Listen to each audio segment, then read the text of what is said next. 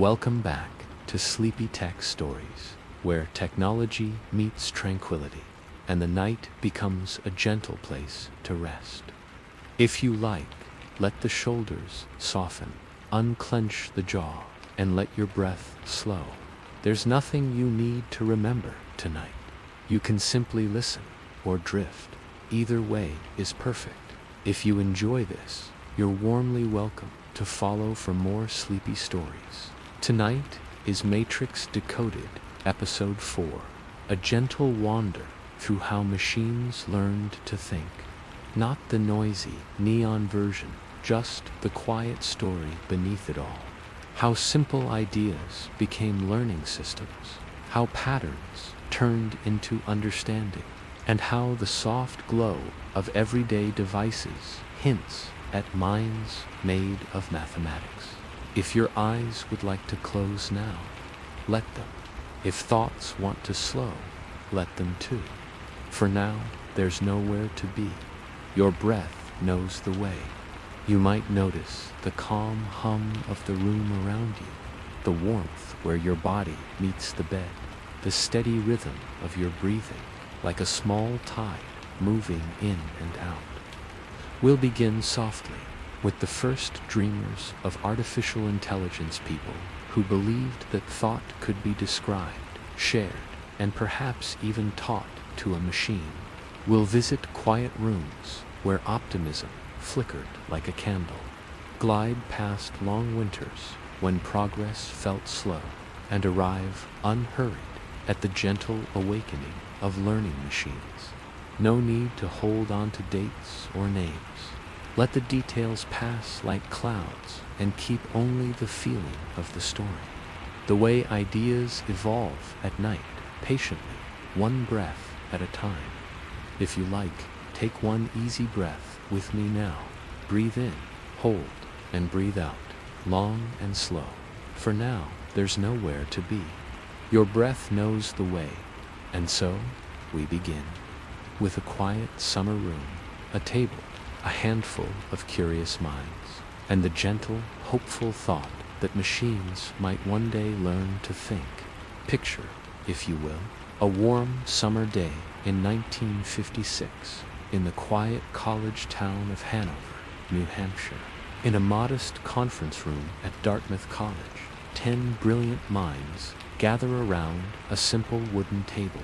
These men, and they are all men in this era, believe they can create artificial intelligence in just 2 months. 2 months to solve the mystery of human thought. 2 months to build minds from metal and mathematics. Their optimism is breathtaking and beautifully naive. Let's step into that room and meet the dreamers who started it all. John McCarthy sits at the head of the table, his eyes bright with possibility. He's the one who coined the term artificial intelligence for this very conference. Picture him as he speaks, his voice filled with quiet confidence.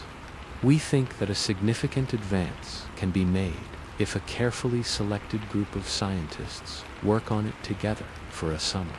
Beside him, Marvin Minsky nods thoughtfully. Minsky has been dreaming of thinking machines since his graduate days at Harvard, where he built the first neural network computer from vacuum tubes and motors salvaged from a bomber. His machine, called Snark, could learn simple tasks, a glimpse of what might be possible. Claude Shannon, the father of information theory, leans back in his chair, considering the mathematical foundations of thought itself. He's the man who showed that all information, every word, every image, every idea, can be reduced to simple ones and zeros. If thought is information, Shannon reasons, then perhaps it can be programmed. Alan Newell and Herbert Simon have brought something special to this gathering, a program they call the Logic Theorist. It's running on a computer back at Carnegie Mellon, and it can prove mathematical theorems, not just calculate, but actually reason through logical problems, step by step, like a human mathematician. It's the first program that truly seems to think. Picture the excitement in that room as they demonstrate their creation. The logic theorist doesn't just find answers. It finds elegant proofs, sometimes more elegant than the ones discovered by human mathematicians. For the first time in history, a machine has created something genuinely new through reasoning. But here's what makes this moment so beautiful. These scientists aren't just building machines. They're exploring the deepest questions about human nature itself. What is intelligence? What is creativity? What makes a mind a mind? Arthur Samuel, IBM's quiet genius, has brought his own marvel, a program that plays checkers. But this isn't just any checkers program. Samuel's creation can learn from its mistakes, improving its play with each game. It's the first machine that truly learns, that gets better through experience, just like a human child. Picture Samuel's checkers program in action, analyzing thousands of possible moves, weighing strategies, remembering past games. Sometimes it makes moves that surprise even Samuel himself. Creative, unexpected plays that seem to come from genuine insight rather than mere calculation. The Dartmouth conference lasts all summer, but the 2 months pass without the breakthrough they'd hoped for. The mystery of human intelligence proves more complex than anyone imagined. But something more important happens in that quiet New Hampshire town, the birth of a dream that will captivate humanity for generations. These 10 men don't just start a research program, they start a revolution in how we think about thinking itself. They plant the seeds of a question that will grow and evolve for decades. Can machines truly think? Or will they forever remain clever imitators of thought? As the summer ends and the researchers return to their universities, they carry with them a shared vision. They've seen glimpses of artificial minds, in the logic theorist's elegant proofs, in Samuel's learning checkers player, in the mathematical foundations Shannon has laid. They know it's possible. They just don't know how long it will take. Picture John McCarthy as he packs his notes and heads back to MIT. He's convinced that within a generation, maybe 2, machines will match human intelligence in every domain. The future seems bright with possibility. Marvin Minsky shares this optimism. He famously predicts that within a generation, the problem of creating artificial intelligence will be substantially solved.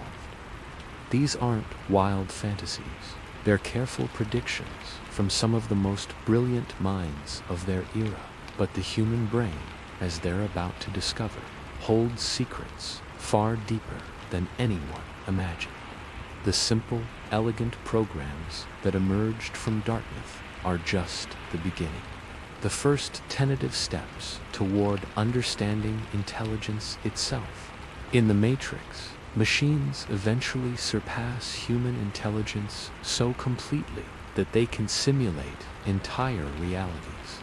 But here, in 1956, the journey is just beginning. The Dreamers of Dartmouth have lit a candle in the darkness, a small flame of artificial thought that will grow, flicker, nearly die out, and then blaze into something extraordinary. As we prepare to follow this flame through the decades ahead, take a moment to appreciate the beautiful audacity of that summer gathering. 10 people, 1 conference room, and the dream of creating minds from mathematics. They didn't succeed in 2 months, but they started something that would change the world forever. The age of artificial intelligence has begun, quietly, gently, in a small college town where brilliant minds dared to dream of thinking machines. Picture the Massachusetts Institute of Technology in 1970, 14 years after the optimistic summer at Dartmouth. The corridors that once buzzed with excitement about thinking machines now echo with a different sound. The quiet disappointment of dreams deferred. In a cluttered office overlooking the Charles River, Marvin Minsky stares at a computer printout, his earlier optimism tempered by harsh reality. The machines that were supposed to match human intelligence within a generation can barely navigate a simple room filled with blocks. The future that seemed so close in 1956 now feels impossibly distant. This is the beginning of what historians will call the first AI winter, a time when the dreams of artificial intelligence met the cold reality of computational limits and human complexity. Let's explore what went wrong and why these setbacks were actually essential steps toward the thinking machines we know today. The problems began to surface almost immediately after Dartmouth. The early AI programs, impressive as they seemed, were incredibly narrow. Samuel's checkers player could master that one game, but couldn't learn anything else. The logic theorist could prove mathematical theorems, but couldn't understand a simple sentence about everyday life. Picture a researcher named Terry Winograd working with a program called SHRDLU in the early 1970s. SHRDLU lives in a simple world, a tabletop covered with colored blocks. In this tiny universe, the program seems almost magical.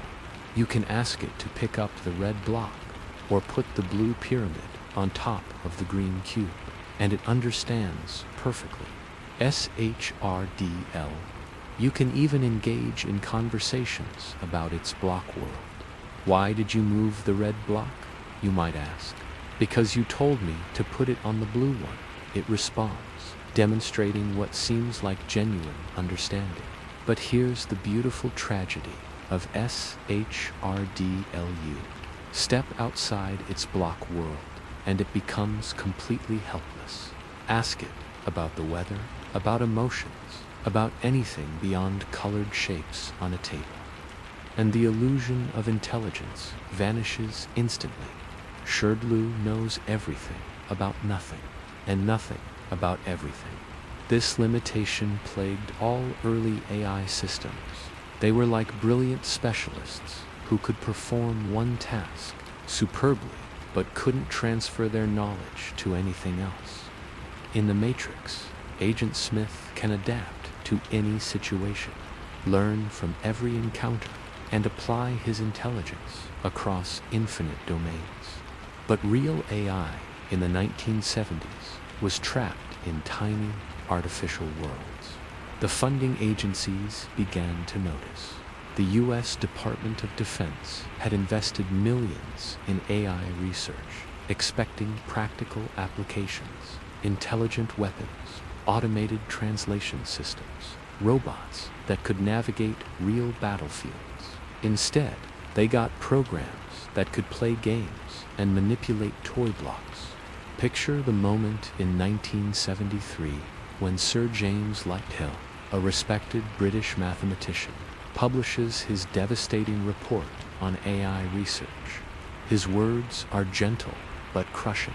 In no part of the field have the discoveries made so far produced the major impact that was then promised. Lighthill's report doesn't just criticize specific programs, it questions the fundamental assumptions of AI research. Perhaps intelligence isn't just sophisticated information processing. Perhaps the human brain works in ways that digital computers simply cannot replicate. The report triggers a cascade of funding cuts across the Western world. Research labs close. Graduate students switch to other fields. The bright flame of artificial intelligence that began at Dartmouth flickers and nearly dies. But in this apparent failure, something beautiful is happening. The researchers who remain are learning profound lessons about the nature of intelligence itself. Marvin Minsky, chastened but not defeated, begins to develop new theories about how minds work. He realizes that intelligence isn't one thing. It's a society of simple processes working together. The human brain doesn't have a single intelligence center. It's a collection of specialized modules, each handling different aspects of thought. Picture Minsky's insight like this. Your brain has one part that recognizes faces, another that understands language, another that controls movement. These modules work together so seamlessly that consciousness feels unified, but underneath, it's a symphony of specialized intelligences. This insight will prove crucial decades later when AI researchers learn to build systems that combine multiple specialized networks. But in the 1970s, it's just a theory, a gentle light in the darkness of the first AI winter. Meanwhile, other researchers are discovering the computational limits that make intelligence so difficult to achieve. They realize that many problems that seem simple to humans are actually incredibly complex mathematically. Consider something as basic as recognizing a face. When you see a friend across a crowded room, your brain performs this recognition instantly, effortlessly. But for a computer, this task involves processing millions of pixels, accounting for changes in lighting, angle, expression, and age. The mathematics involved are staggering. Or think about understanding language. When someone says, "The chicken is ready to eat," you instantly know whether the chicken is hungry or cooked based on context that draws on your entire lifetime of experience. For a computer, this simple sentence becomes a puzzle requiring vast knowledge about the world. These discoveries are humbling but important. The AI researchers of the 1970s are learning that intelligence isn't just about processing power or clever algorithms. It's about the accumulated wisdom of millions of years of evolution encoded in the intricate structure of biological brains. In the Matrix, the machines achieve intelligence by modeling themselves on human neural networks, but with the processing power of vast computer systems.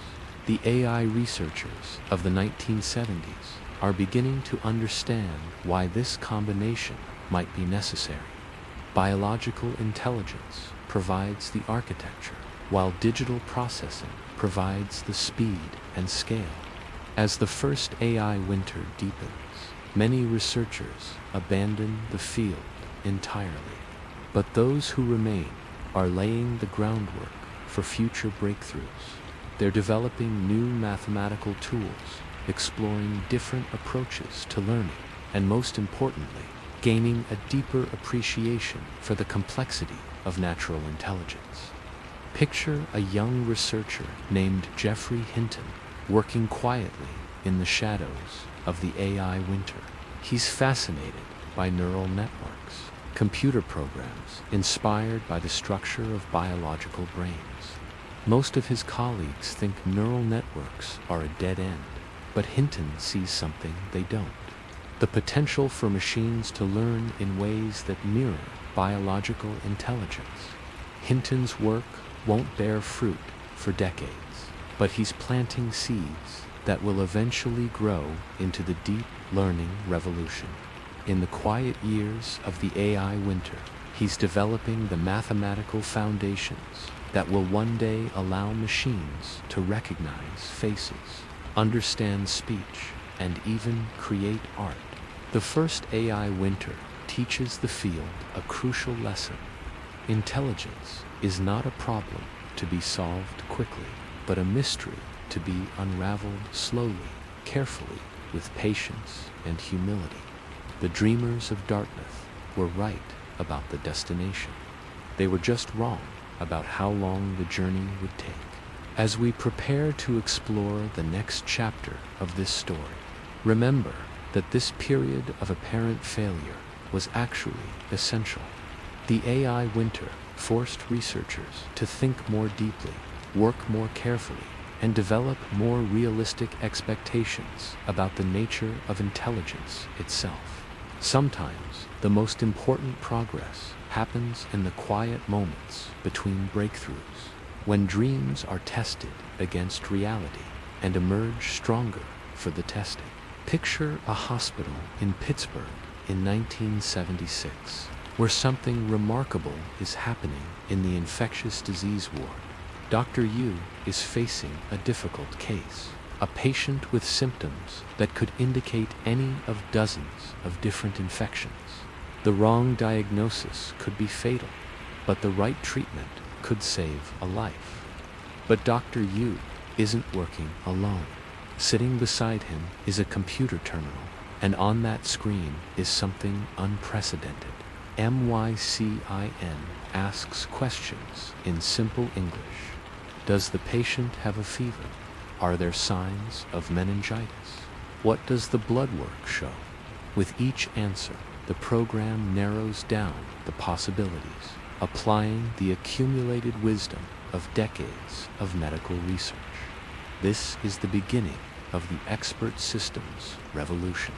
The moment when artificial intelligence stopped trying to replicate general human intelligence and started focusing on capturing specific human expertise. Let's explore how this gentler, more focused approach to AI helped the field emerge from its winter and begin to flourish once again. The genius of MYCIN lies not in its ambition, but in its humility. Unlike the grand projects of the 1960s that tried to create general intelligence, MYCIN focuses on one narrow domain, infectious diseases. But within that domain, it's extraordinarily sophisticated. Picture the knowledge that MYCIN contains hundreds of rules encoded by medical experts, each one representing years of clinical experience. If the patient has a fever and elevated white blood cell count and neck stiffness, then consider bacterial meningitis. If the organism is gram-positive and grows in chains, then it's likely streptococcus. These aren't just facts. They're the distilled wisdom of human experts, captured in a form that computers can process and apply. MYCIN doesn't just know medical information. It knows how to reason with that information, how to weigh evidence, how to handle uncertainty. What makes MYCIN truly remarkable is its ability to explain its reasoning. When it suggests a diagnosis, it can tell you exactly why.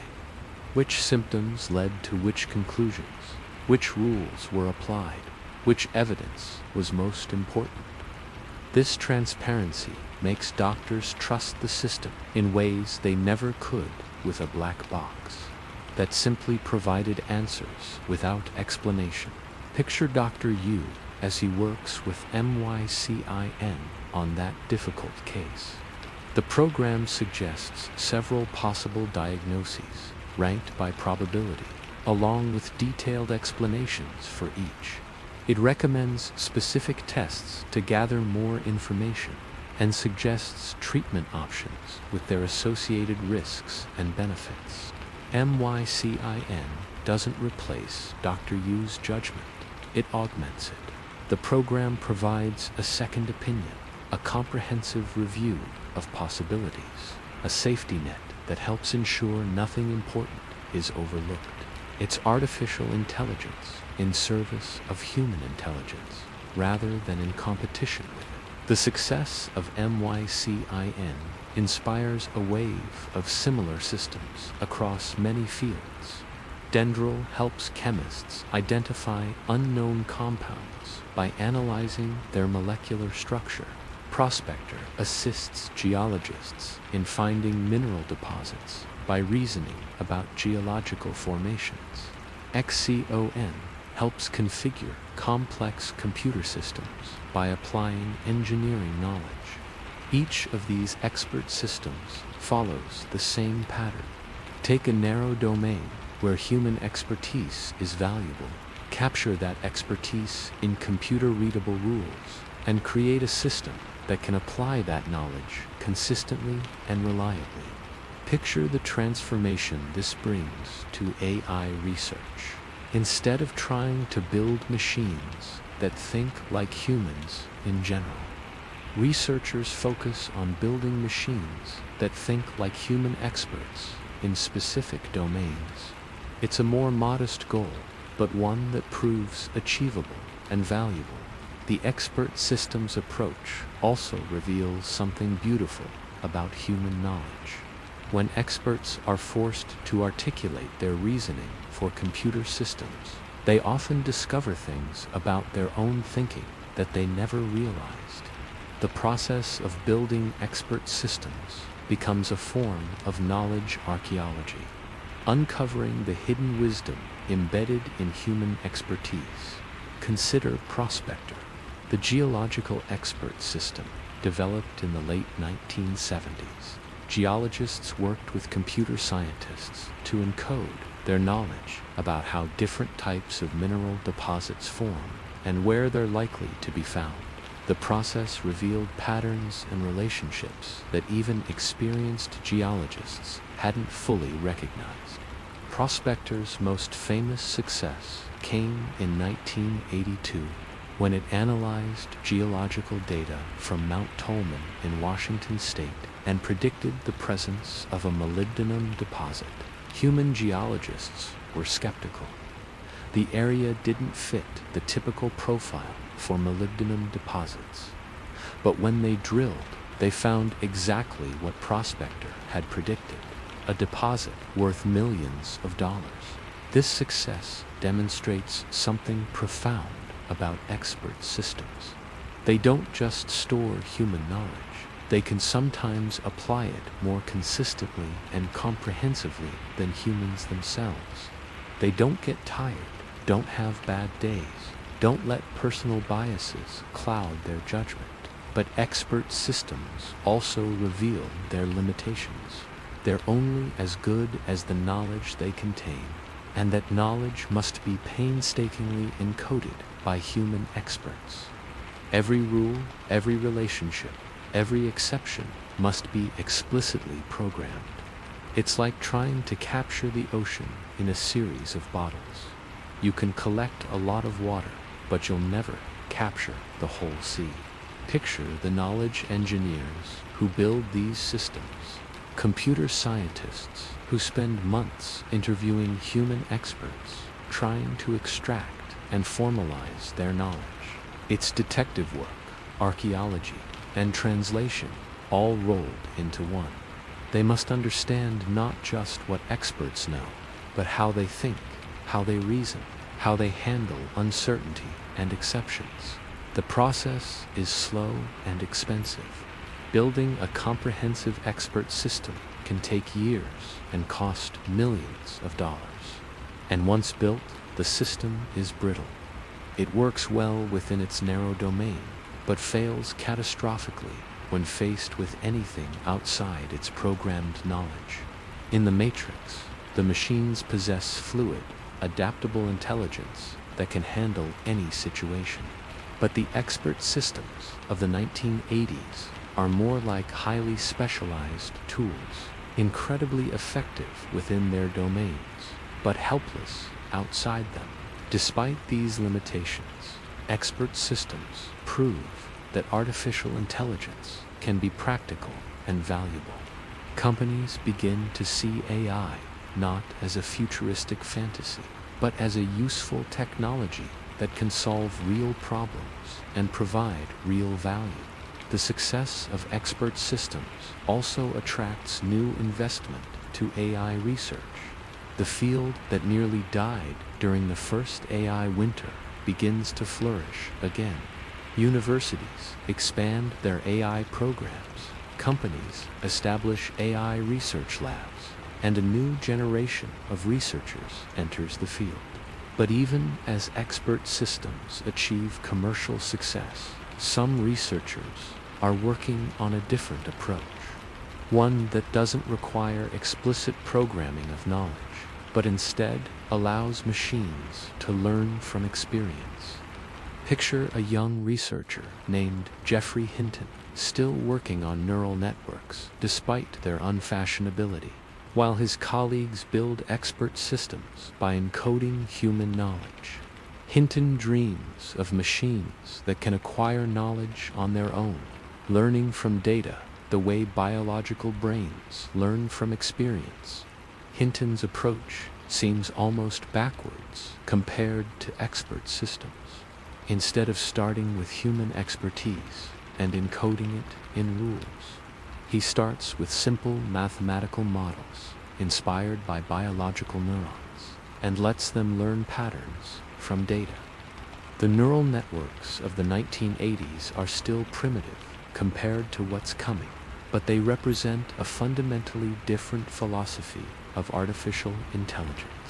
Instead of trying to capture human knowledge, they try to replicate human learning. This difference will prove crucial in the decades ahead. Expert systems, for all their success, are ultimately limited by human knowledge and human ability to articulate that knowledge. But learning systems have the potential to discover patterns and relationships that humans might never notice. The seeds of the next revolution are already being planted. The field is about to discover that the most powerful form of artificial intelligence might not be systems that think like human experts, but systems that learn like human children. The expert revolution teaches AI researchers an important lesson, that intelligence doesn't have to be general to be valuable. Sometimes, the most practical approach is to focus on specific domains and specific problems, but it also reveals the limitations of handcrafted knowledge and points toward a future where machines might learn to be intelligent on their own. Picture a quiet laboratory at Carnegie Mellon University in 1992, where something extraordinary is happening.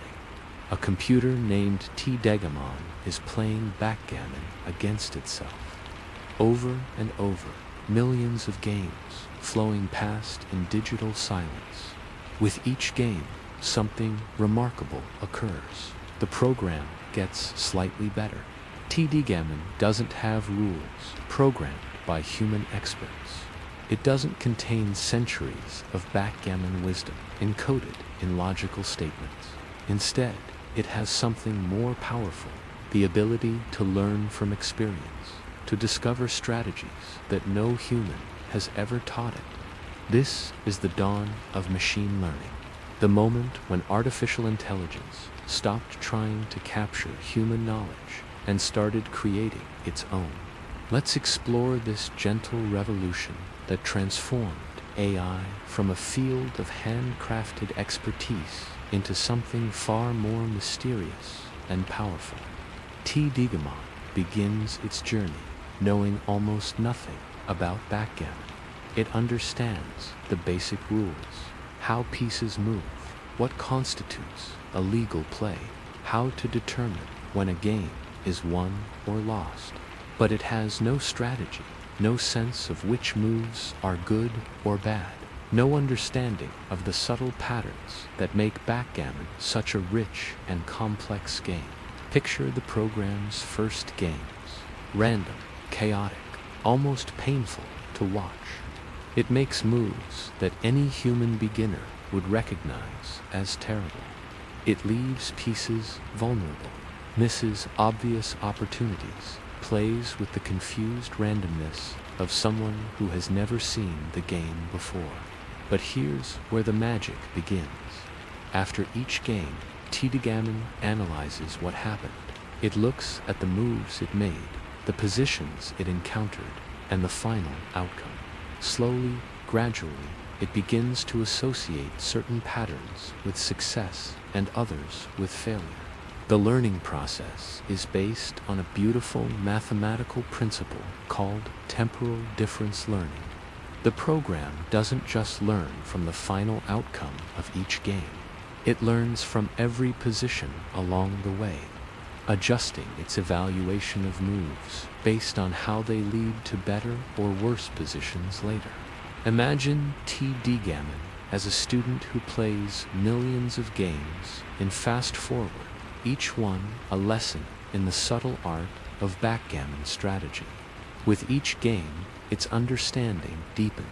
Patterns that seemed random begin to make sense. Strategies emerge from the chaos of pure experience. After playing against itself for the equivalent of several human lifetimes, T.D. Gammon achieves something remarkable. It becomes one of the strongest backgammon players in the world. Not just among computer programs, but among all players, human and artificial alike. But T.D. Gammon's true achievement isn't just its playing strength, it's the strategies it discovers. Human backgammon experts, studying the program's play, find moves and patterns they've never seen before. T.D. Gammon doesn't just learn human strategies, it invents new ones. Picture the moment when world champion backgammon players first encounter T.D. Gammon's unconventional moves. Plays that seem wrong by traditional standards turn out to be brilliant innovations. The machine hasn't just learned the game, it's advanced the game, discovering strategies that centuries of human play had never revealed. This represents a fundamental shift in artificial intelligence. Previous AI systems were limited by human knowledge. They could only be as smart as the experts who programmed them. But T.D. Gammon demonstrates that machines can transcend their teachers, discovering insights that humans might never find on their own. The success of T.D. Gammon inspires researchers to apply machine learning to other domains, but they quickly discover that learning from experience requires something that was scarce in the early days of computing: data. Lots and lots of data. Picture the challenge facing researchers in the 1990s. They want to build systems that can recognize handwritten digits, understand spoken words, or identify objects in photographs. But each of these tasks requires training on thousands or millions of examples. More data than most researchers can easily collect. This data hunger initially limits machine learning to specialized domains where large data sets are available. Speech recognition systems learn from recordings of thousands of speakers. Optical character recognition systems train on millions of handwritten samples. Each application requires careful curation of training data, a process that's both expensive and time-consuming. But as the internet grows and digital storage becomes cheaper, something wonderful happens. Data becomes abundant. Suddenly, researchers have access to vast collections of text, images, sounds, and videos. The raw material for machine learning becomes freely available on an unprecedented scale. Picture the transformation this brings to AI research. Instead of spending years collecting and labeling training data, researchers can download datasets containing millions of examples. The bottleneck shifts from data collection to algorithm development, from gathering information to figuring out how to learn from it effectively.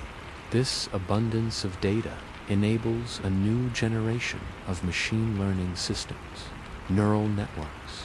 The approach that Geoffrey Hinton had been quietly developing through the AI winter suddenly become practical for real-world applications. The neural networks of the 1990s are still relatively simple, typically just a few layers of artificial neurons connected in straightforward patterns. But they demonstrate something important, that machines can learn to recognize patterns in data without explicit programming. Picture a neural network learning to recognize handwritten digits. It starts with random connections between artificial neurons, producing completely random outputs. But as it's shown thousands of examples of handwritten numbers, it gradually adjusts these connections, strengthening pathways that lead to correct recognition and weakening those that lead to errors. The learning process is gradual, almost organic. The network doesn't suddenly understand what a 7 looks like. Instead, it slowly develops an internal representation that captures the essential features of 7ness. Curved lines in certain positions, vertical strokes, specific angles, and proportions. What's beautiful about this process is that the network discovers these features on its own. No human programmer tells it to look for curves or straight lines. The features emerge naturally from the data, shaped by the mathematical pressure to make accurate predictions. This emergent learning represents something profound about intelligence itself. Perhaps understanding doesn't come from explicit rules and logical reasoning, but from the gradual accumulation of pattern recognition, the slow building of internal models that capture the statistical regularities of the world. In the matrix, the machines achieve intelligence through vast neural networks that can process and learn from enormous amounts of data. The machine learning revolution of the 1990s represents humanity's first steps toward this kind of artificial intelligence. Systems that learn and adapt rather than simply following programmed instructions. But the neural networks of this era are still limited. They work well for specific tasks like digit recognition or simple pattern matching, but they can't handle the complexity and ambiguity of real-world intelligence. They're like Gammon, impressive within their domains, but narrow in their capabilities. The field is approaching another breakthrough, but it will require more than just better algorithms and more data. It will require a fundamental rethinking of how artificial neural networks can be structured and trained. Picture researchers around the world in the late 1990s working with neural networks that have just a few layers and limited capabilities. They don't yet realize that they're on the verge of a revolution that will transform not just artificial intelligence, but human society itself. The learning machines have awakened, but they're still in their infancy. The real revolution, the deep learning breakthrough that will finally bring AI into the mainstream, is still a decade away. But the foundation has been laid. Machines have learned to learn, and that changes everything. Picture a moment in 2012 that changed everything. In a computer lab at the University of Toronto, a graduate student named Alex watches his computer screen with growing excitement. His neural network, called AlexNet, is processing photographs from a massive database, trying to identify what's in each image. But this isn't just any neural network. AlexNet is deep. 8 layers of artificial neurons, each one learning to recognize increasingly complex patterns. And it's not just performing well, it's performing impossibly well, achieving accuracy that surpasses decades of previous research in a single breakthrough. This is the moment of the deep awakening, when artificial intelligence finally learned to see, to understand, and to perform tasks that had seemed uniquely human just years before. Let's explore this gentle revolution that brought us to the threshold of the matrix itself. AlexNet's success doesn't happen in isolation. It's the culmination of 3 converging streams: more powerful computers, vast amounts of data, and a deeper understanding of how to train neural networks effectively. Picture the graphics processing units, or GPUs, that make AlexNet possible. Originally designed to render video game graphics, these chips excel at the kind of parallel processing that neural networks require. What once took weeks of computation can now be accomplished in hours. The data comes from MYCIN, a massive database containing millions of photographs, each one carefully labeled by human volunteers. It's the kind of dataset that would have been impossible to create in earlier eras, but the internet and crowdsourcing make it not just possible, but inevitable. But the real breakthrough is architectural. AlexNet isn't just bigger than previous neural networks. It's deeper, with multiple layers that can learn hierarchical representations of visual information. Imagine how AlexNet learns to see. The first layer learns to detect simple features, edges, corners, basic shapes. The second layer combines these simple features into more complex patterns, curves, textures, simple objects. Each successive layer builds on the previous ones, creating increasingly sophisticated representations. By the final layers, AlexNet has learned to recognize concepts that seem almost magical. It can distinguish between different breeds of dogs, identify specific types of flowers, recognize human activities and emotions. It's not just processing pixels, it's understanding images in ways that approach human-level comprehension. Picture the moment when researchers realize what AlexNet has achieved. In the MYCIN competition, where computer vision systems compete to identify objects in photographs, AlexNet doesn't just win, it dominates, achieving error rates that are dramatically lower than any previous system.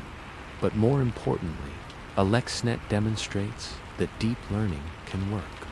The approach that Geoffrey Hinton had been developing for decades through the AI winter and the expert systems era and the early machine learning years finally proves its worth. The success of AlexNet triggers an explosion of interest in deep learning. Researchers around the world begin experimenting with deeper networks, more sophisticated architectures, and new training techniques. The field that had progressed slowly for decades suddenly accelerates at breathtaking speed. Picture the cascade of breakthroughs that follow. Deep networks learn to understand speech with unprecedented accuracy, translating spoken words into text with fewer errors than human transcriptionists. They learn to play complex games, mastering Go and chess and video games with superhuman skill. In 2014, a system called Deepface achieves human-level performance at facial recognition, correctly identifying people in photographs with 97.35% accuracy, nearly as well as humans themselves. The implications are both exciting and unsettling. Machines can now recognize faces as well as we can. Language understanding follows soon after. Deep networks learn to translate between languages, to answer questions about text, to generate human-like writing. They don't just process words.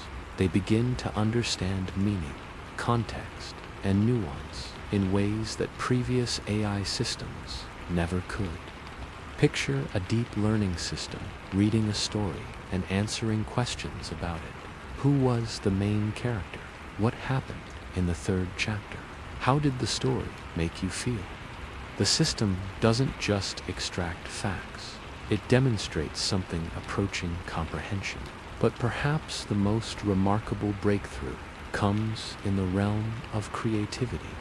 Deep networks learn to generate art, compose music, and write poetry. They don't just recognize patterns, they create new patterns, producing works that are genuinely novel and often surprisingly beautiful. Imagine a neural network that has studied thousands of paintings, learning the styles of different artists, the techniques of different periods, the subtle relationships between color, form, and composition. Then watch as it creates new artworks that blend these influences in ways no human artist has ever attempted. These creative AI systems raise profound questions about the nature of intelligence and creativity itself. If a machine can create art that moves us, music that inspires us, stories that captivate us, what does that say about the uniqueness of human creativity? In the Matrix, the machines achieve a level of intelligence that allows them to simulate entire realities, to understand human psychology so completely that they can create convincing artificial worlds. The deep learning revolution brings us closer to this possibility than ever before. Picture the AI systems of 2020, just as our historical narrative draws to a close. They can recognize objects and faces with superhuman accuracy. They can understand and generate human language with remarkable fluency. They can play complex games, create art, and solve problems that would challenge human experts, but they're still narrow in their intelligence. A system that excels at image recognition might be helpless at language translation. A network that plays chess brilliantly might be unable to recognize a simple photograph. The general intelligence that humans possess, the ability to apply learning from one domain to completely different domains, remains elusive. Yet the progress is undeniable. Each year brings new capabilities, new applications, new demonstrations of artificial intelligence that would have seemed impossible just a few years earlier. The deep learning revolution has transformed AI from a niche academic field into a technology that touches nearly every aspect of human life. Your smartphone uses deep learning to recognize your voice, to translate languages, to suggest responses to text messages. Your streaming services use it to recommend movies and music. Your email uses it to filter spam. Your car might use it to assist with driving. Deep learning has become invisible infrastructure, quietly powering the digital world around us. But as we reach the end of our historical journey in 2020, we're left with profound questions. How close are we to the artificial general intelligence depicted in the Matrix? What happens when machines become not just intelligent, but more intelligent than humans? The deep awakening has shown us that artificial intelligence is not just possible, it's inevitable. The question is no longer whether machines will think, but how their thinking will reshape the world we live in. Picture the researchers working in labs around the world as our story concludes, pushing the boundaries of what artificial intelligence can achieve. They're building systems that are more capable, more general, more human-like with each passing year.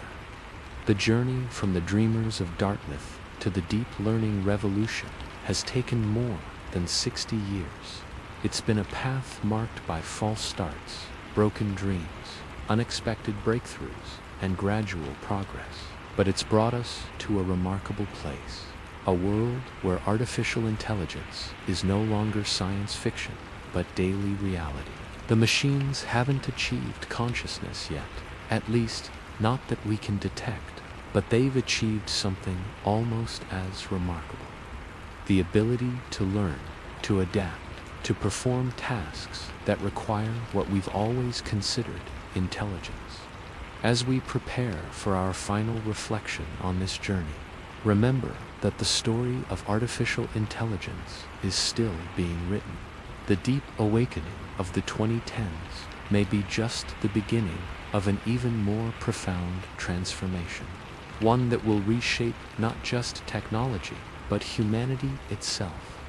As our gentle journey through the history of artificial intelligence draws to a close, we find ourselves facing the question that has haunted humanity since that first summer at Dartmouth. How close are we to the world that Neo discovered in the Matrix. Imagine yourself for a moment, sitting comfortably in your familiar space, surrounded by the soft glow of screens and the quiet hum of processors. The devices around you contain artificial intelligence that would have seemed magical to the dreamers of 1956. Your phone recognizes your voice. Your computer suggests your thoughts. Your streaming service knows your preferences better than you do yourself. But are these systems truly intelligent, or are they simply very sophisticated imitators of intelligence? In the Matrix, the machines achieve something that our current AI systems have not: genuine understanding, consciousness, the ability to experience and feel. They don't just process information. They think, they plan, they perhaps even dream. They create a simulated reality so convincing that humans cannot distinguish it from the real world. Let's gently explore how close we've come to this vision and what questions remain unanswered. The AI systems of 2020 can perform many tasks that seem to require intelligence. They can recognize faces in photographs, translate between languages, play complex games, and even create art. But do they truly understand what they're doing, or are they simply very good at pattern matching? Consider a deep learning system that can identify cats in photographs with near-perfect accuracy.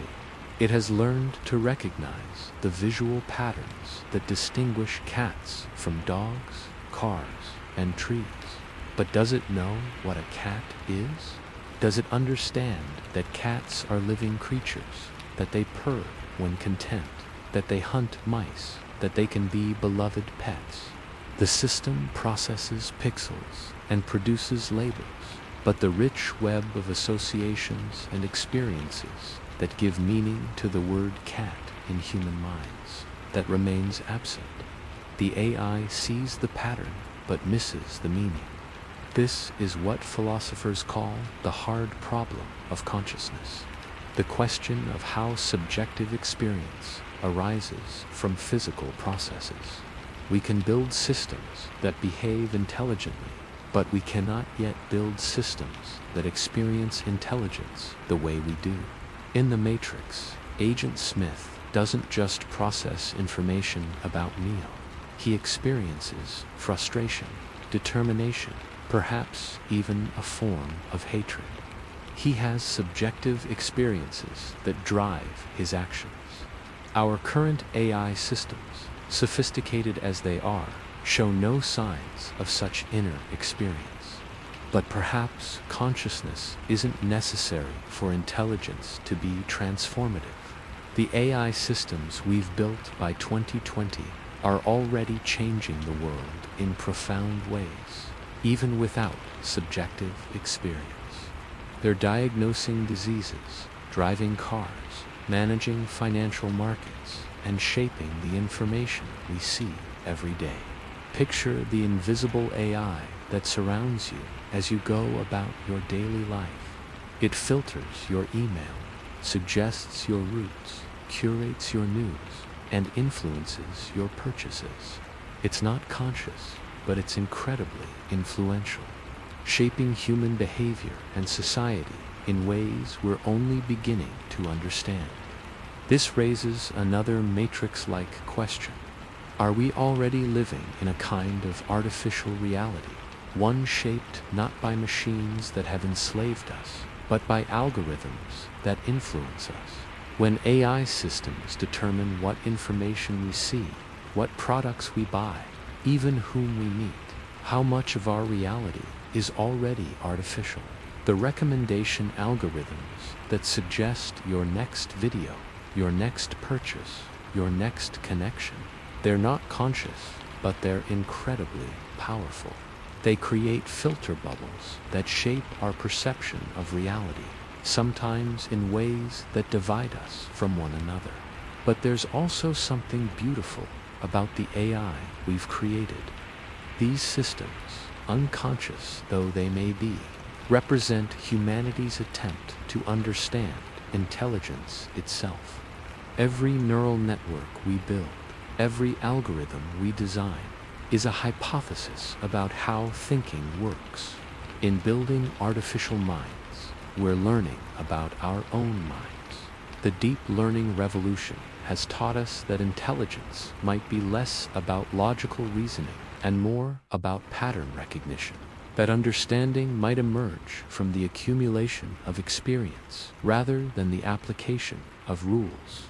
Picture the researchers who will continue this work beyond 2020, pushing toward artificial general intelligence, systems that can learn and adapt across multiple domains, that can transfer knowledge from one area to another, that can perhaps even achieve something approaching consciousness. Will they succeed? The history we've traced suggests that progress in AI comes in waves, periods of rapid advancement followed by plateaus, breakthroughs that seem sudden but build on decades of patient work. The deep learning revolution brought us closer to matrix-level AI than ever before, but significant challenges remain. Current systems are still narrow, still dependent on vast amounts of training data, still unable to reason about the world the way humans do. But the trajectory is clear. Each generation of AI systems is more capable, more general, more human-like than the last. The question isn't whether we'll eventually create artificial general intelligence. It's when and what that will mean for humanity. In the Matrix, the creation of artificial consciousness leads to conflict between humans and machines. But perhaps our reality will be different. Perhaps the artificial minds we create will be partners rather than overlords, collaborators in the great project of understanding the universe and our place in it. As you settle into sleep tonight, surrounded by the gentle hum of artificial intelligence, remember that you're living through one of the most remarkable chapters in human history. The dream that began at Dartmouth in 1956 has become reality, even if not quite in the way those early dreamers imagined. The machines around you may not be conscious, but they're learning, adapting, and growing more capable every day. They represent humanity's greatest attempt to understand intelligence itself, and in doing so, to understand ourselves. The Matrix question remains open. We don't yet know whether machines will achieve consciousness, whether they'll become our partners or our successors, whether they'll help us transcend our limitations or force us to confront them. But we do know this: the journey toward artificial intelligence has already transformed us. It's changed how we think about thinking, how we understand learning, how we see our place in the universe. And that transformation, gentle and gradual as it's been, may be the most important part of the story. Sweet dreams, dear listener. In your sleep tonight, your brain will process the day's experiences, consolidate memories, and perhaps even solve problems that your conscious mind couldn't handle. You carry within you the most sophisticated intelligence we know, the biological neural network that inspired all the artificial ones we've built. The story of artificial intelligence is really the story of us. Our dreams, our fears, our endless curiosity about the nature of mind and consciousness. And that story, like the gentle hum of the machines around you, continues even as you rest. The Matrix may still be science fiction, but the intelligence that will create it, that's being born right now, one algorithm at a time, in the quiet labs and data centers where humans and machines learn together. Good night.